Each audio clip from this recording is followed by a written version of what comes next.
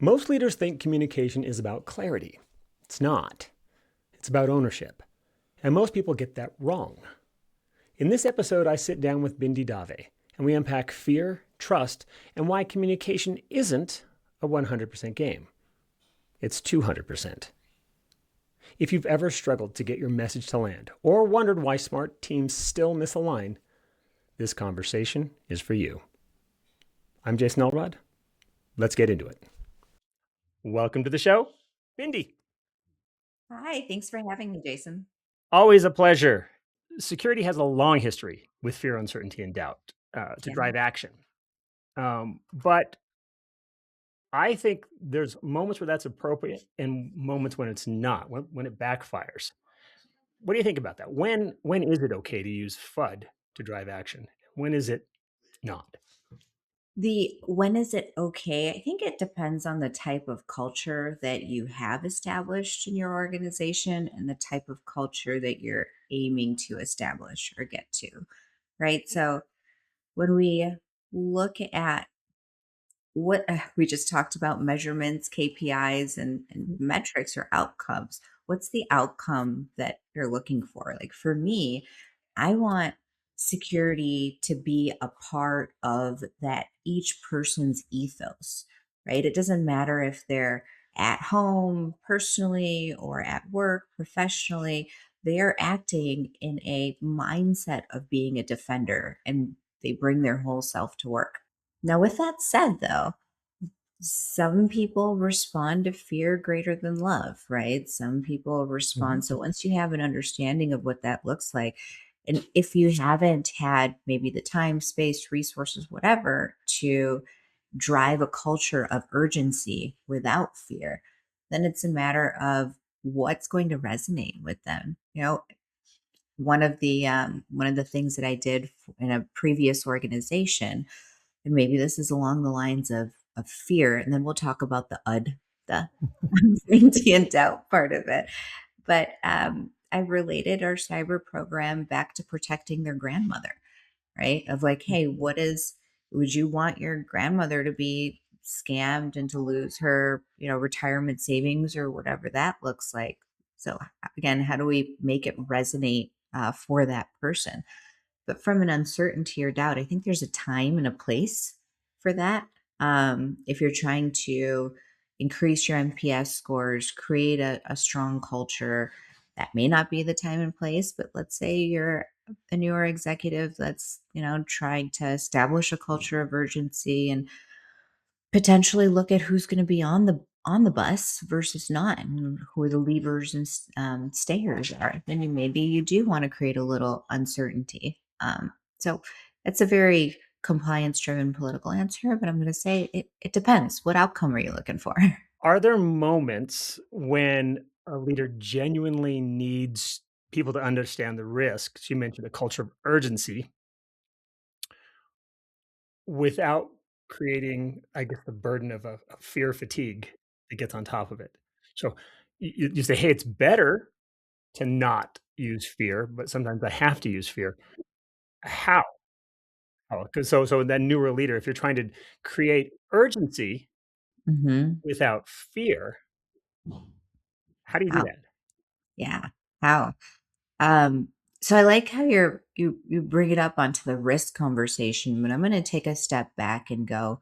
One of the things I like to get an understanding of, whether I'm advising an organization or internally as an Mhm. operator, or even in my home, right? Like when we're putting our defensive strategy together, it's what are the threats? And it's not always a bad actor as much as it might be a regulatory threat or a legal threat. Like, what are we defending against? And then what is the risk to that from whatever measures and things that we have in place? So when I look at that risk, maybe it's not always communicating the risk part of it, but where we are from a threat perspective. And fear is a great motivator. I mean, we won't talk about politics here, right? Those are the things you don't talk about. They talk about all of it, but Champagne coffee. Yeah, we actually did. It and just we did talk a little bit about it before. Yeah, there's a place for that. And again, it's I'm gonna go back to what outcome are you seeking? If I was at an organization where we had a pretty large cyber incident, and it stemmed from folks clicking malicious links in the organization that introduced a bunch of really bad things, and it was it was the market had a tough day with us during that time frame. But we went through the fear approach, we went through consequence management through our security awareness training program, right, partnering with HR on having consequences. And then the ELT got together and said, you know what? This still isn't working. We still have an atrocious rate for our phishing assessments. We're all going to do a song and dance where our C suite got together and started singing. I think about 10,000 people are going to know this because that's the size of the company, but they were singing like never going to click the link, never going to give the code. And they were in full get up, and you know what? 6 or almost a decade later, I still remember that than some of the the fear, consequence management, how many ticks my team members had on their HR files. Obviously none, because we came up with the assessment. So we told my team, you guys, and that was actually a fear moment. I was like, none of you better be on that list. Yes. Okay. There, I It's didn't your need to tell list. them anything else. Stay off it. Stay off the list. Stay off the list. But that resonated, right? So I think it matters who you're talking to, who your audience is, what outcome you're looking for, and then campaigning that message if there's time. If you're in breach mode, and if someone doesn't have a sense of urgency, then I'd argue that are they in the right seat on the bus? I love that. And I love the term consequence management. There's these euphemisms we use that are awesome on there. But I have personally seen moments where fear has technically worked Mhm. to alter behavior, but caused long-term, I would say, damage to trust. Mhm. Have you ever experienced that?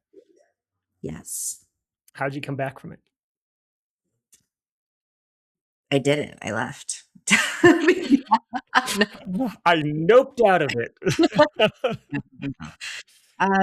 It is an uphill battle though. And to your point, the long-term part of it, it's hard to there's we all take our NPS scores, right? Mhm. Of like, how is the organization doing and how much do you trust and believe in your leadership? And then partnering with your HR business partner on like, what things will you improve? And these are all longer term investments back into your folks. But it's hard to pinpoint root cause, right? Mhm. So, did some of that happen because the CIO on this last call told everyone that they were stupid and started flipping desks over and screaming at them and fired a couple of our responders on spot because they didn't agree with them? Maybe. Or is it because they didn't get the quarterly, swag box that they were expecting? I don't know. But to your point, there's a longer term thing that can happen, and we it's hard to pinpoint what causes it. So, just like we talk about in cybersecurity, it's more expensive to do remediation on the Yep. right, once you're already in production. And we take that ethos back and say, if we can do better earlier on, then should we try? As I was going to say security leaders, but Just leave just it. as leaders mature, they do tend to move away from fear-based messaging Yes. um, towards something else. That maturity part is a key word in that, though, right? Like, um, and not all do. They may elevate and roll, They but they don't. Yeah. mature in their leadership. And that leadership does, yeah, it exists in cyber and professionally, but it also exists in our homes. Look at a marriage. Mhm. There's leadership from each. head of household in that in that aspect. But that maturity part of it, I think that's a really good word, and it's not just from an IQ or an EQ perspective, but it's the bridging of both to go how people's perception is reality, is their reality. And you take 100%. yeah, you take that perception times however many folks are receiving your message, and that's their reality. Now you are, and those realities are what it leads to and causes the culture and what amplifies through your organization. You may think that one fearful messaging and then you're done, but that's going to have that ripple effect. So leadership maturity is able to recognize that. There's the concept of communicating risk honestly Hmm. and weaponizing fear. Yes. So I think it's the balance in there. One of the Mhm. things that I talk about, or when I'm coaching or mentoring folks, I said, true human psychology is you tend to move away from things you don't want more so than you move towards the things you do. Mhm. And a lot of times that's where we get into this routine. It's easier to concentrate on that move away from this thing that burns me, that hurts me, that I'm scared of sort of situation. And so it is a natural event to say, don't go there. The saber-toothed tiger ate Bob. You don't want to be like Bob. Okay. Mhm. So Don't be like Bob. not Bob. In this case, I don't want to be that guy, because he's now ex Bob. So Mhm. you say, okay, here's some fear. But the trick is you don't leave it there. You create a propulsion system. And I think this is the difference again about communicating risk honestly. You can say, hey, that's risky and this is less risky, and you aim them together. So move away from that, and don't just move away from that and go random. Move away from that and go towards this.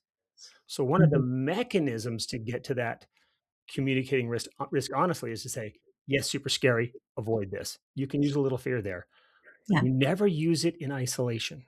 You say, move away from that and move over here. You give direction and you say, here's the hope. So what's the opposite of fear, uncertainty, doubt? What safety, certainty, and courage? Yeah. Good job. Yes. That's it. Just like that, top of my head, safety, certainty. But you have to couple FUD with our new term SCC. But that idea, if every time you have fear, uncertainty, and doubt, you need to have the lane towards safety, certainty, and courage. This is where you need to go. And I think you leave that one in a vacuum, and that's weaponizing it. And it's Yeah. also you're not doing your job as a leader in any area of your life when you put that. 1,000%. I when we started this conversation and we kicked it off with FUD and where it's used, I just had that FUD. What is it good for? I'm just sing songy today. This is the sing-songy karaoke version of "Drink coffee, do cool stuff." You Yeah, know, yeah, I love it. FUD, But it's hoo-ha. What that is it good maturity. for? It's Absolutely nothing. but it's a balance, right? And I think that's what comes with that maturity. So I took for granted when we started this conversation that we were just talking about that in isolation. But just like I shared with my teams, like, oh, you better not be on this list. That's part of the balance. And I think there's a recipe for this that you're right, it shouldn't be in isolation, but can you help it set the problem statement and anchor the why in bringing the art of possible, right? Of, here's this option, here's why this is a better option for us. Absolutely, but it shouldn't be 100% of the message. So I like that fear and isolation. Yeah, I think that's the worst case fear you could use in a leadership space, Mhm. fear and isolation. One of the other things we talked about was sometimes we might think we're communicating risk in a clear, coherent fashion, but the person listening to us, all they can think of is, "Oh my lord, it's the end times." And we started to talk a little bit about how the language we use in communicating risk, or the language you use in any conversation, really, is we all tend to say things in a way that we want to hear them because that's how I'd understand it. So if somebody was saying it in this certain languaging or with this certain cadence, with this certain sort of gravitas or impact, we'll say impact language, that's how I want to hear it. That's how I want to intake it. And I can be very that way. So I'm going to say it that way. But what that does is it just projects how I would hear it, how versus just listening to the words. That's how would I hear it? And we really have to understand how is somebody else going to hear it. And I think there's an important distinction there about shifting our language to deliver the message in a fashion that the other individual, the receiver, is going to not only just listen to the words, but actually hear them. Hmm. Um, Yeah. how's that played out for you? First of all, this is what you're talking about is spot on, and this is the the mechanism, right? The journey that we go on in order to deliver the outcomes of speaking the language of insert the business, your partner, your friend, whatever it is. And I think like actors, right? When they're going through acting school and when leaders are going through executive coaching, I'm building a parallel I'm, here. I'm, I'm I'm walking the path with you. Let's go. But one of our some of our coursework is around mirroring.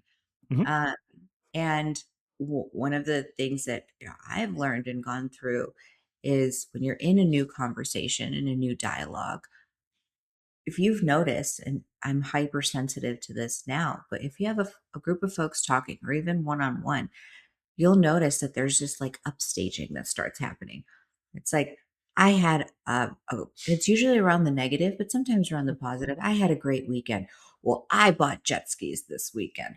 Yeah, well, I invented jet skis last weekend, so thanks for the royalties. No, whatever, whatever it looks. You hang with totally different people than I do, but hey, I get the metaphor. I just really want some jet skis I'm- so I can figure it no. out. Anybody looking to sponsor the show? Sponsor this episode, jet skis. There we go. New art of possible. But and what that leads to is we're not listening, Mm. right? And if we're not listening, then how do we, one, have the ability to understand what will resonate with that person, the language that person is speaking, what's important to them, and then being able to then mirror our language so that, again, perception is reality, so that what we put out there is able to be received in the way that we're intending to receive it. So, in addition to all the other things I do, I aim to mirror. Aim to mirror. I've heard that often mentioned, though, people listening to respond versus listening to understand. Hmm. And in communication, one of the things that actually irritates me is when they say, hey, it's a 50-50. Communication's 50-50, right? That's BS. Communication is 100%, 100%. It's a 200% game.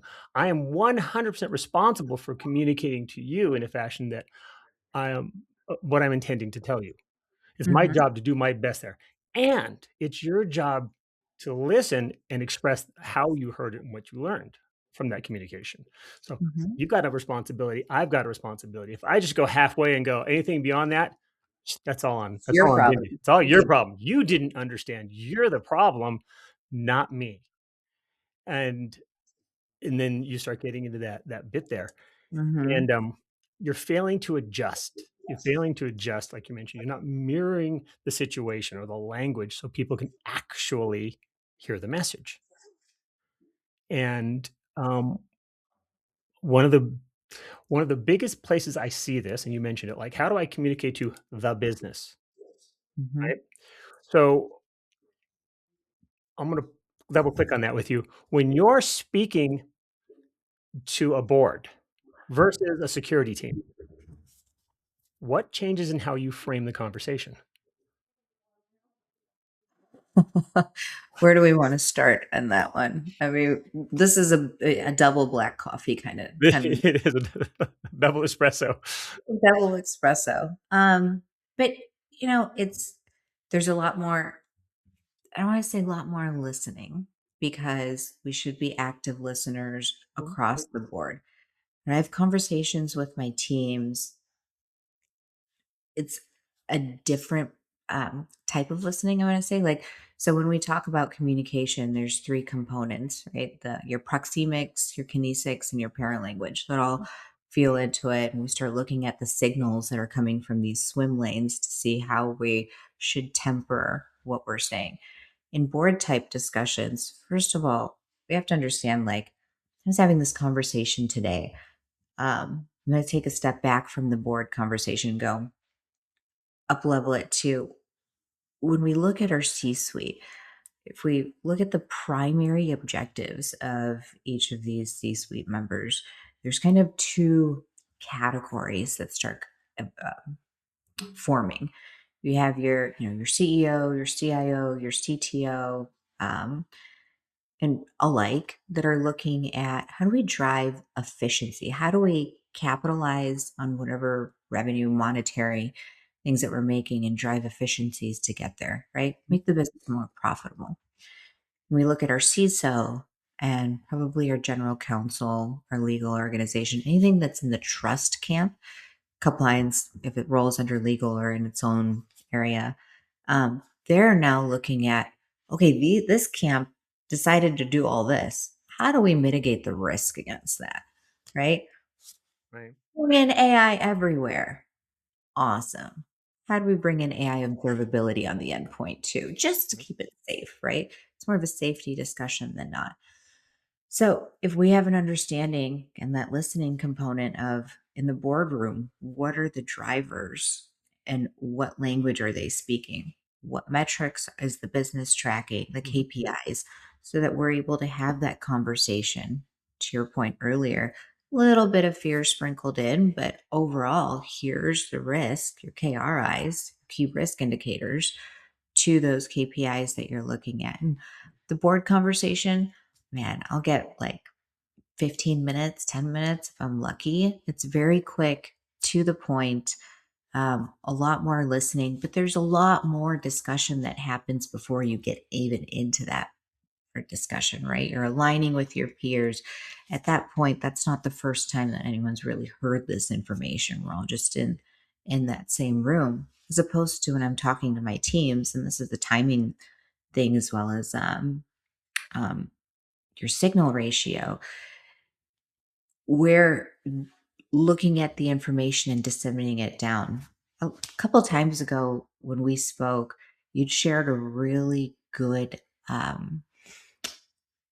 not a pyramid, but almost a breakdown of Mhm. how communication happens, right? From your tactical operators going up the levels all the way through the board. So uh, I'll pause here so you can anchor that because you did such a great job explaining it. But we're just at different levels in that stack. So we have different methods, right? Mechanisms of communicating and who holds the what the power dynamic looks like in that room.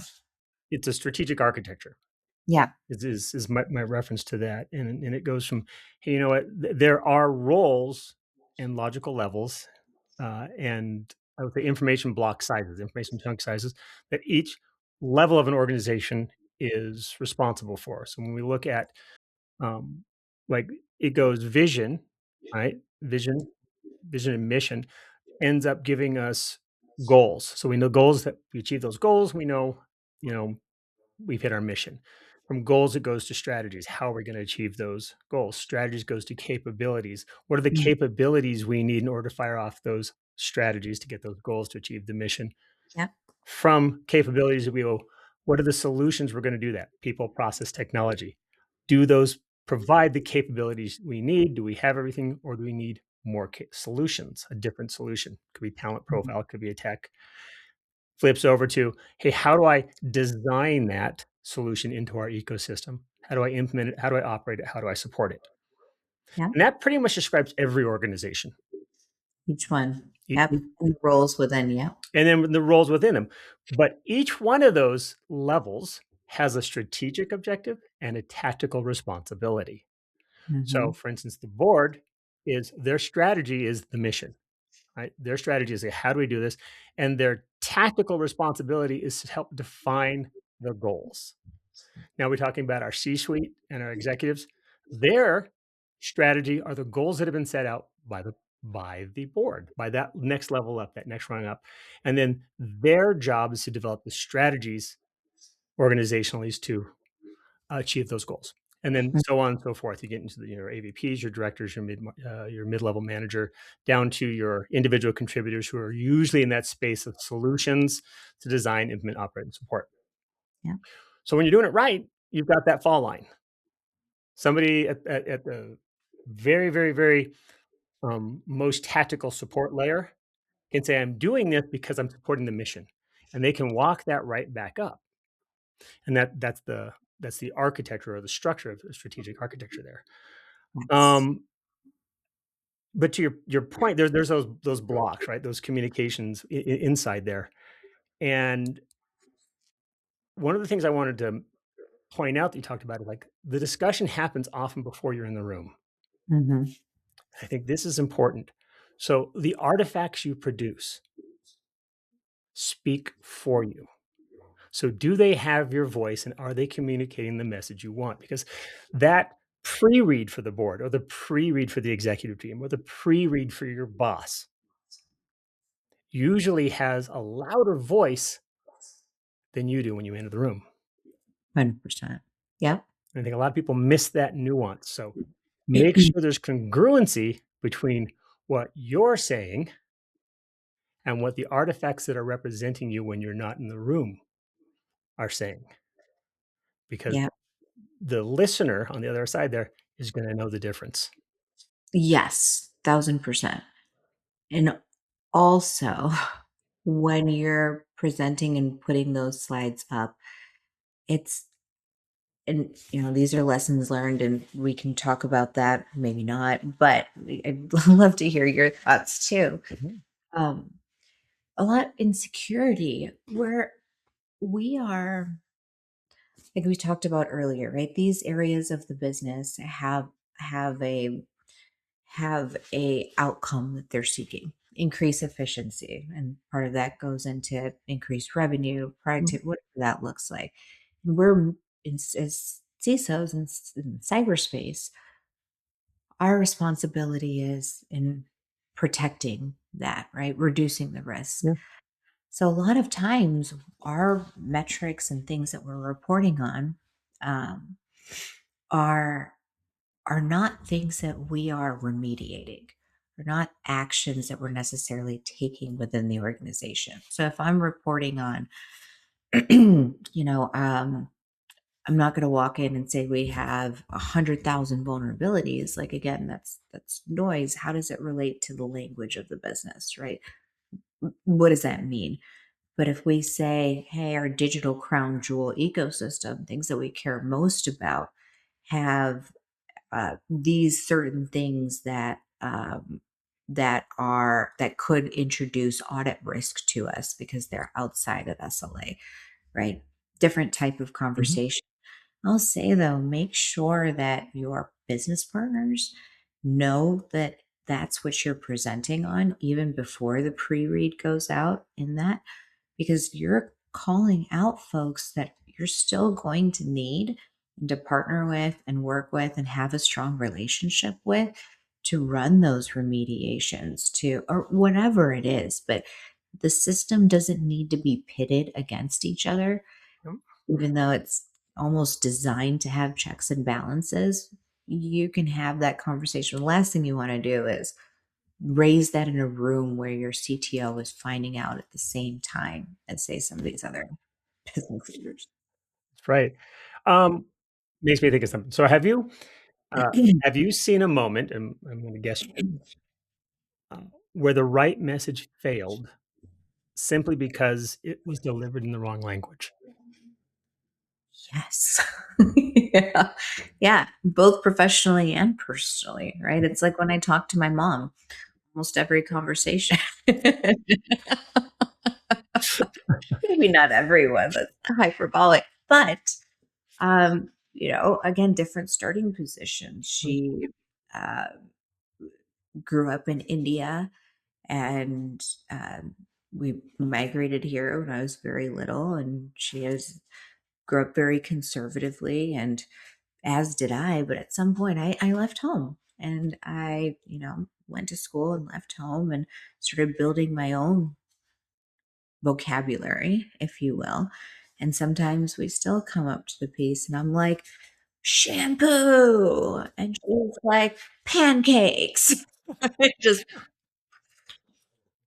clear across the other way. So, and even professionally, if I haven't taken the time to understand, even when we first met, right? When we're coming from a similar starting position, this goes with any relationship, friendship, that you have some commonalities that drew you together, unless you were born into it, like with my Right. mom. Proximity is Yeah, but you still have to get to learn that yeah. person, what resonates with them and their language, but 1,000%. And people call it what ships in the night, or you're not Mm. understanding me, or ego gets into it. And a lot of these arguments and stuff happen, um, and a lot of misunderstandings. But it's a matter of, like, how do they prefer to be communicated with? And the only thing you can really control and change is yourself. So if you choose to continue to engage in that dialogue, then try to learn. Mm. But what about you? I feel like there's a story here. I think we all have it, but maybe this is where it turns 5 o'clock. Well, there's a lot that comes into that, but I probably have 2 or 3 that have occurred in the past where I'm like, "Wow, I thought that was gonna land completely different Yeah, than it actually did." yeah. Yeah, which is making me think of this question, when you were talking just now. Do you think this is a communication skill or an empathy skill? Oof. I'm gonna flip that back at you. You gonna boomerang it to me? That's my question. I asked the question, you go. I will answer it, but I'm gonna answer it how I want to. Okay, I'll answer it with a story. okay. So I was in I was I was in 3 different states last Thursday. I I woke up in Tennessee, had a meal in New York, and had uh, a beverage in Philadelphia. So 3 different states. Okay. After a few days at our sales kickoff. So I go to check in to my hotel in New York. And I'm sure I looked phenomenal, Jason, because I looked ragged. Like, the lady at the counter was like, "Oh gosh, your room may not be ready, but let me phone a friend. Let me call some help Mhm. for you." Okay, so kind of her. Uh-huh. So I raised this story because she was sharing with me how empathetic she was to my situation. She's too has traveled, knows what it's like being on these long flights, being on the road Mhm. constantly, and all you want to do is just have a moment to yourself in your hotel room Mhm. and not fight whatever's going on, right? Empathy went a long way there, and she went the extra mile and ended up getting this beautiful presidential suite, and as an upgrade, and that's outside of the story. But in how she, because of that empathy piece, and we're all humans are relational, Mhm. right? We want to connect, we want to be seen and heard and feel seen and heard. And these are, you put the hierarchy of needs in place and a step further, like we want a sense of belonging. So I could tell you all day, I understand you, sure, let me, but unless it's coming from a place of understanding, from a place of empathy, I think there's a that paralanguage. When you talked about kinesics and Mhm. paralanguage, you can feel that. So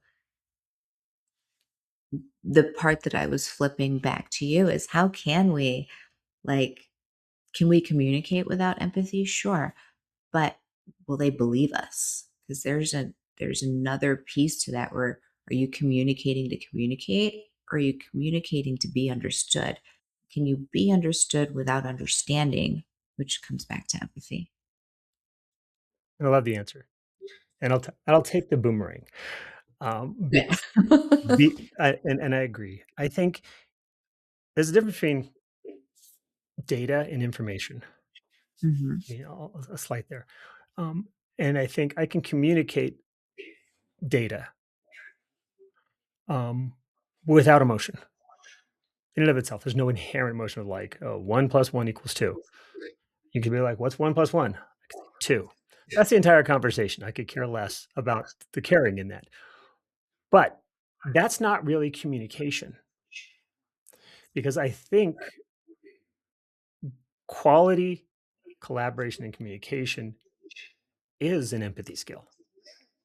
It starts there. That's why I asked the question because I think it starts there because I have to care enough in both cases that about what I'm saying as important and to ensure that you receive it.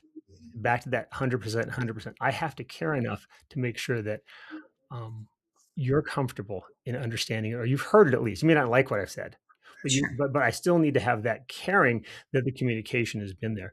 Otherwise, to your point, I can talk all day long, but we have this innate sense if it's hollow. There's no Mhm. soul behind it. There's no communication with it. There's no caring about it. Like people come in and say, "Hey, you know what? Our business, we're like a family. Steve, you're fired.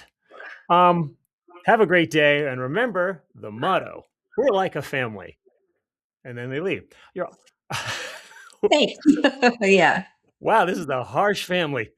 this this family doesn't care, and and you unless you bring the empathy, you have to bring the empathy. So I think I have to care enough to care that you understood what I said versus like I said it's on you.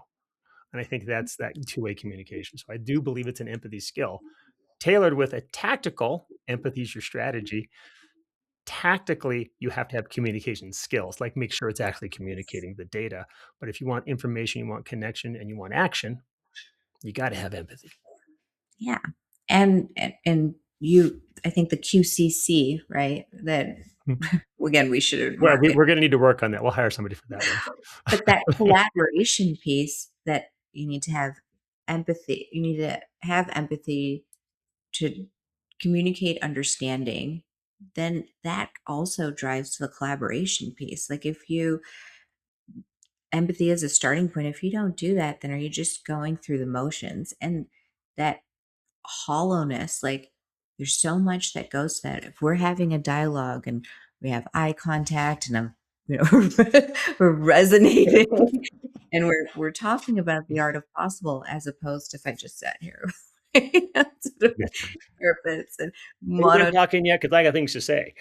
yeah, that standoffish or like it constantly on my phone or no eye contact. It's like I don't if again, I don't feel like I belong in this conversation. You're not giving me any tactile feedback for what we're discussing. Why do I need to be here? And then that starts building up the defenses. And if you're trying, again, 100%, 100% in effective communication, you want to be vulnerable. What does that mean? You want the defenses down. You want to be in a spot where you're collaborating on forming whatever that an art of possible looks like that's next. But if that one part of that communication um, dialogue doesn't feel seen, doesn't feel heard, respected, and these are all part of the communication that you're sending off is nonverbal. No eye contact on the phone, whatever, no tactile feedback, then up come the walls. Do you think it's going to be a successful communication thereafter? What have they understood from the hollowness of the words to the richness of your actions?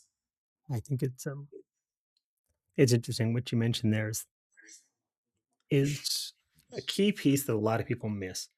If I want you to trust me, just trust me, Say just it. Done. trust me, done.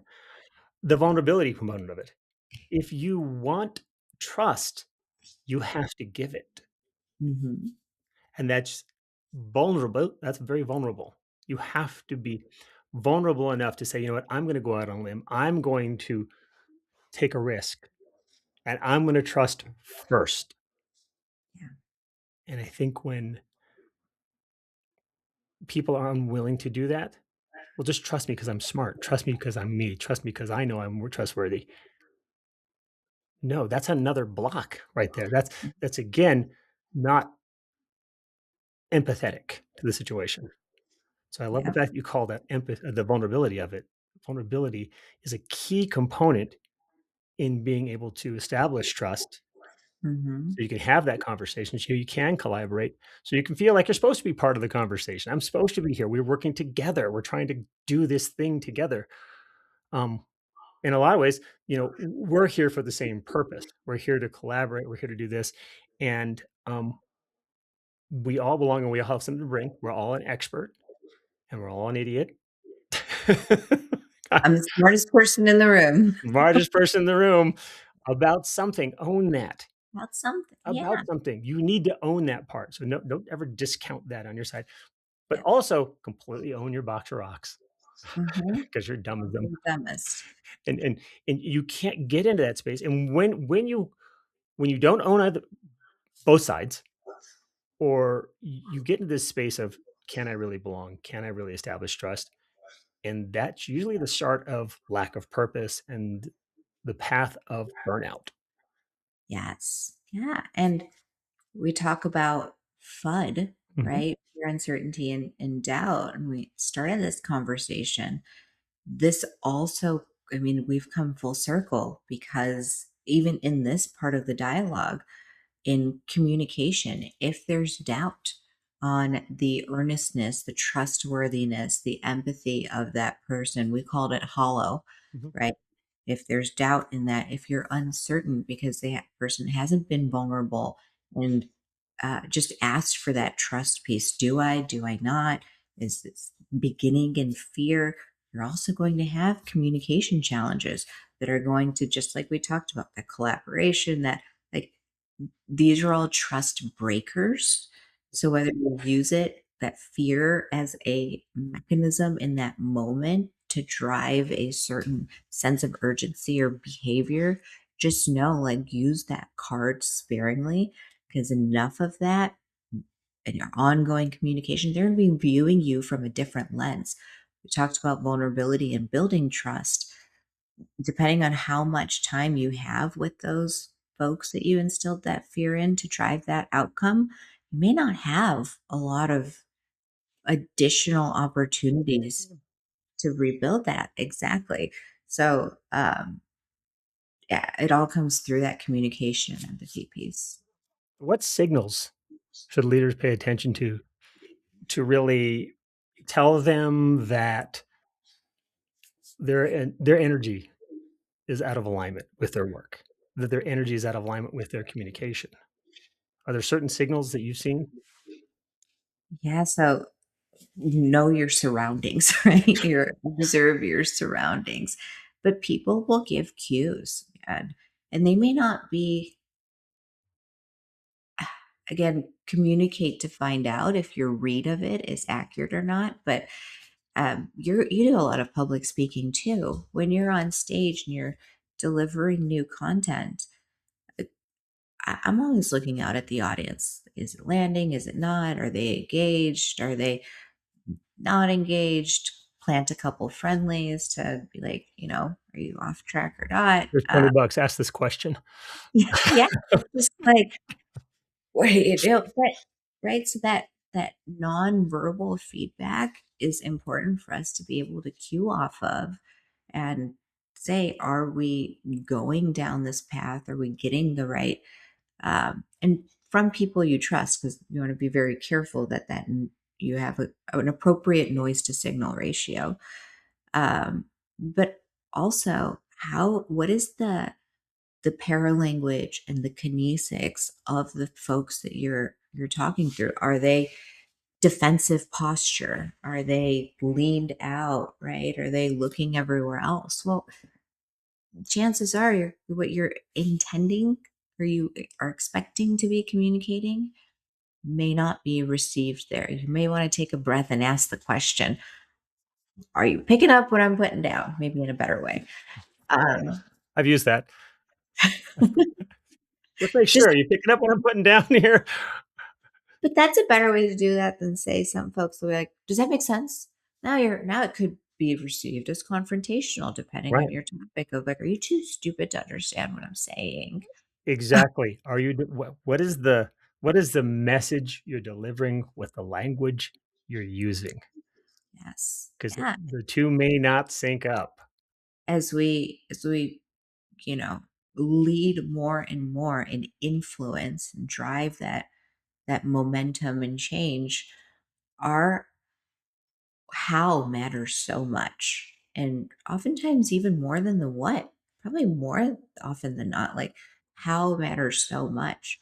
So when we're in a conversation, we should be putting that leadership lens on and go, to your point, how am I delivering it? And it may not all be verbal, but am I, you know, hands down trying to deliver a point, or am I hands up receiving folks? Just these little, they may seem like little things, but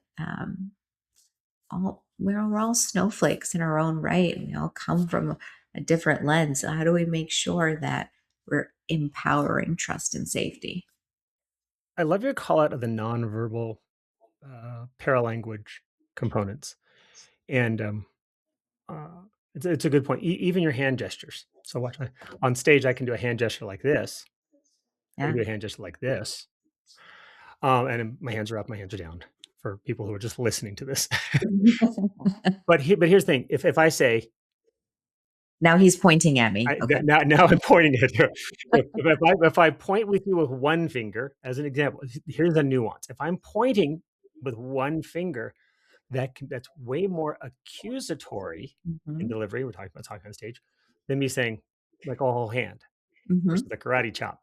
Kind of like I could say, I think, "We need to do this," and if I say, "We need to do this," versus like an open palm or a finger, slight nuance. But the way that can be received is vastly different. One is like, that's collaborative and that's a direction, and the other is accusatory and aggressive. Yes. Oh, and It's slight probably nuances. And so I think a lot of people miss even their own verbal cues that they're throwing off because they are unconscious nonverbal cues that they're delivering. So I'd recommend sometimes if people are saying, "Hey, why are you so angry all the time?" Go listen to yourself in the mirror and watch what yes. you're doing and say, "Is that a person?" Or use a video. I mean, there's a lot of feedback you can do inside there. Yeah, 100%. And uh, you know, that's a great example of that finger Mhm. pointing. There's other things too, like how do you set yourself as an expert in a room in a nonverbal way? There's hand gestures for that, right? We call them mudras in yoga, and it's how our energy is transferring throughout our body. But there's simple things like all of your fingertips touching has a very different tone than your hands interlaced. Are you closed off? Are you open to discussion? Are you even moving your, are people able to see your hands? Because that sends to signal trust versus are they hidden in your pockets, whatever that may be. So yeah. And these may not be innate, right? Are you able to establish yourself as an expert? Are you landing the point appropriately? But learn them, especially because this is all part of the how in effective communication. The how. They're learnable. Just because you didn't learn them yet doesn't mean you can't learn them now. Hmm. I think that's a key point for people like, "Oh, I'm not that way. I'm a hand talker." But I'm not that way. You don't have to be a big hand talker, but you can understand when it's sometimes you want to use that language and sometimes you don't. And that language being your physicality, your presence, your ability to be there and connect with somebody else. Mirroring, you mentioned a couple of times, mirroring is a physical activity and an energetic one. Hmm. So I can physically mirror on a person I'm having a conversation with, but there's an energetic component too. And I want to dive into that just a little bit more because right now we're doing this over video. And I think a lot of folks are in a spot where they do a lot of things over video. They do a lot of things over text. They do a lot of things over an asynchronous communication or a space where they're not communicating in real life. And Yeah. so when they're presented with that communication IRL, In real life. in real life, for all you TLA fanatics, three-letter acronyms, the you're that's a completely different situation. So a person may be fine on video because they've never felt the shift in energy or had to match the energy of someone who maybe is disaffected but staring at you. They're not staring at you, they're staring through you. That's a 10,000 yard stare. And so, how do you deal with that? So, folks who, and COVID did us no favors here, but how do you mentor people or how do you help people within, they're kind of coming into that new space, the physical space, because now I think we've got a lot of folks who have only ever interacted in a digital space in their career and sometimes in their relationships. And so, how would you help them? How would you help them? You mentioned some very good things about energy and how you put your hands and where it goes. How do you do that? Well, it starts with deep empathy on my part, right? Like I got comfortable um, public speaking virtually, and then actually more recently, I was at my company's SKO and meeting many folks for the first time, and starting with where I'm currently at, and it's been virtual. A lot of folks don't have their cameras on, and very different vibe when you meet people in person, and it's your energies meeting and interacting even ahead of the words we speak.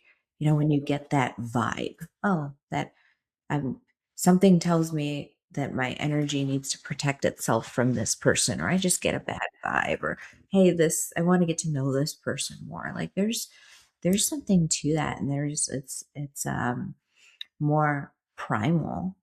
So, there's a lot, uh, worth studying in this. I actually, went through my yoga teacher training, so RYT 500, and really I wanted to understand how our energies worked. I have a tattoo Okay.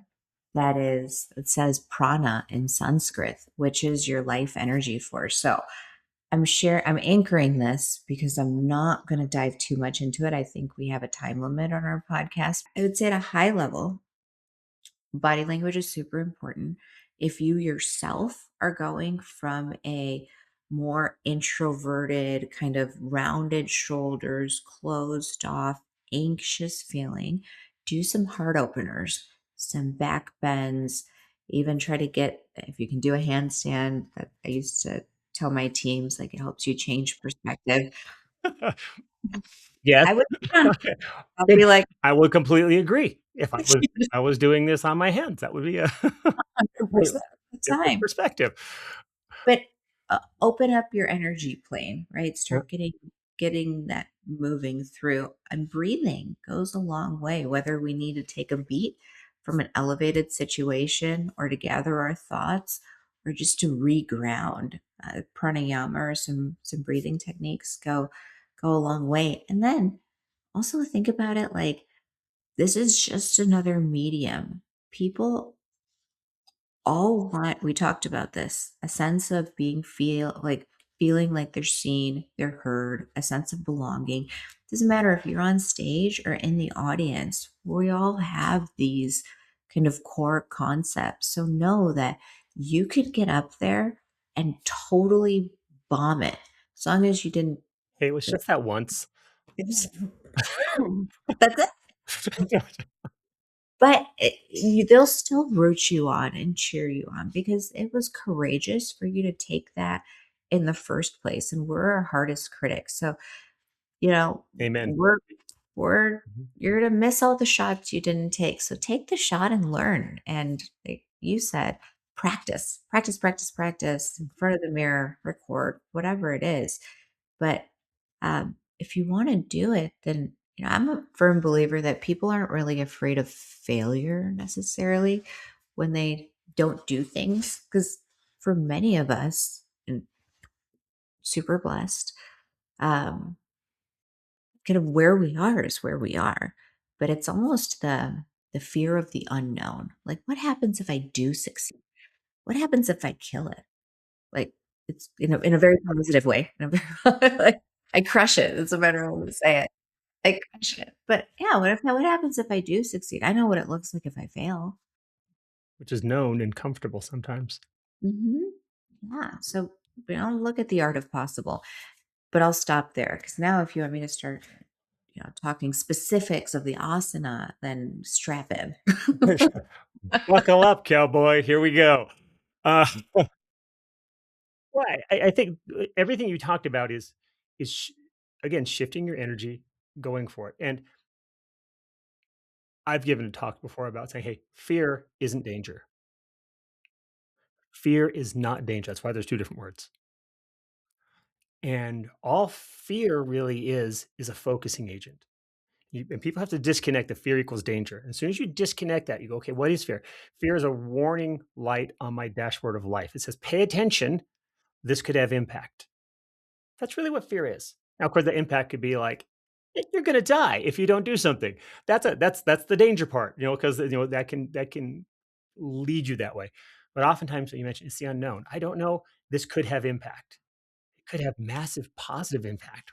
What would that massive positive impact mean? It means I have to step up every day and I've got to change my expectations of myself and I've got to show up because now everybody knows I am so much better than I show up or than I thought I was because we're always our own worst critic. And I think and we would say it's easier sometimes to fail because it's comforting because we know it. But that yeah, it doesn't pull you where you should be. It doesn't put you where you need to be. Um, one of my tricks, like this is my energy hack for a room. Tell us.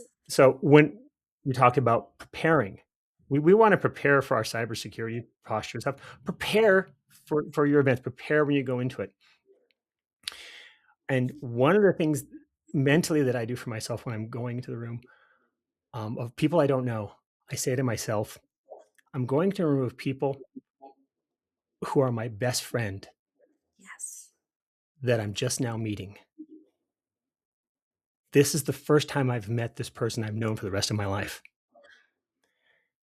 And even just saying that in my head, I go, wow, okay. Yeah, I've known Bindi for the rest of my life.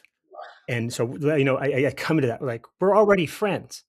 And I just haven't, you're the friend I've never met that I haven't seen in a long time. That's it. And it's a versus, wow, this is a potential enemy trying to take my food. I don't, there's Depends on what you're eating, but well, okay, there's that. Bad example, but real. And no, you're but spot it's on. real. You end up take 2 minutes, maybe 30 seconds, shift your own energy or your own expectation, like, not, "How horrible is this gonna be?" "How fun is this gonna be?" Small change in the language. How am I gonna screw up? What am I gonna learn? Yes. Just take a few moments, show yourself some grace, Show yourself some grace. then go. And I think it's the preparation, even that little bit can shift your energy because it goes from closed down to open. Yeah. There's a fine line between excitement and anxiety or fear, right? Mhm. And it's all about your framing. We talk about the secret or like how do we manifest into reality what we want. And when the my daughter and I work with her on a growth mindset. What does that mean? And it is, you're spot on. It is that framing. Like it are these a group of critics or are these a group of friends? Am I going to learn something or am I, afraid that I don't know everything about this topic? Like being being being graceful and kind with yourself. And we said we're our own worst critics. I don't know. So many people don't do that. And I'm guilty of it as well at times, right? I think we all are. Um, but it's almost like treat yourself like you would treat the stranger at the Mhm. grocery store because we're so kind to them. Well, what is it? Whether you believe you can or you can't, you're probably right. Yeah. Yeah. You're probably right. That has a lot more bearing on your capabilities, at least what you're willing to bring to the table than what you're actually capable of. You're that one question, I can or I can't. Well, or why even take the shot if I don't believe I can make it? Who cares? Take the shot. Take the shot. Take the shot. Okay. How about a lightning round to wrap this up? Ready? Oh, I'm Uh, dodging them. Oh, Go. listen, I didn't say a dodgeball round. Okay, no, that was my excitement. I'm going to reframe it. This Okay. is my dance. You all said you got excited on the screen here. So, I'm gonna say first thoughts, couple words here. You down? Okay, well, this is You we ready? can riff. Yeah, let's do it. All right, let's do this. Okay, what's one leadership lesson cybersecurity eventually teaches everyone, whether they want to learn it or not? Grace for yourself.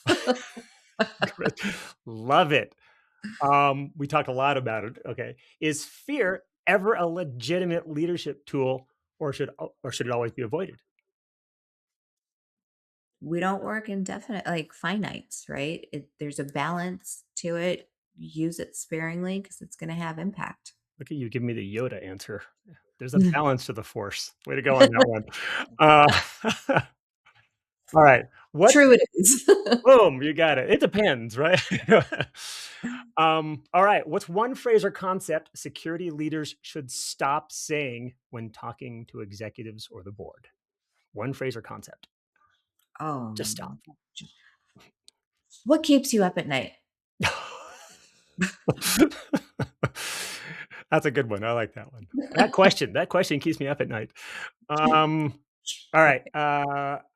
What's a small habit that helps you stay grounded in a high pressure field like cybersecurity? Getting into fresh air and uh, without my shoes, like literally feeling the earth. Did you just go with touch grass? I did. Just Sure. checking. Yeah, Just just checking. Okay. What's one signal that tells you a leader has real influence, not just authority? their reputation in rooms that they're not in. Oh, I like that one. And then, okay, let's wrap it up. Then, what's one thing outside work that keeps you aligned and prevents burnout? Yoga and conversations with friends like this. Like we're not alone. That belonging and community and being feeling seen and heard goes a long way. Using that So empathy skill. using that, yes, Use that empathy skill. cool. Give Yeah, some, get some, call it good. that's the title of this thing. That's this episode. The episode title of Drink Coffee, Do Cool Stuff. Bindi, if people want to follow your work or get in touch with you, how can they do that? Yeah, feel free to reach out to me on LinkedIn. Contact Jason. He has my contact information. He's going to be my log filter. No, I'm just kidding. But no, reach out to me on LinkedIn, and I'd love to connect with folks. And thank you so much for having me. Like this was such a fun discussion. It's always awesome, and we could probably have a weekly on this one and just record this stuff and then just put it out there. I always appreciate our conversations. Always a lot of fun. Always pretty deep. Awesome. Thank you, Jason. Thank you. Bye. Bye.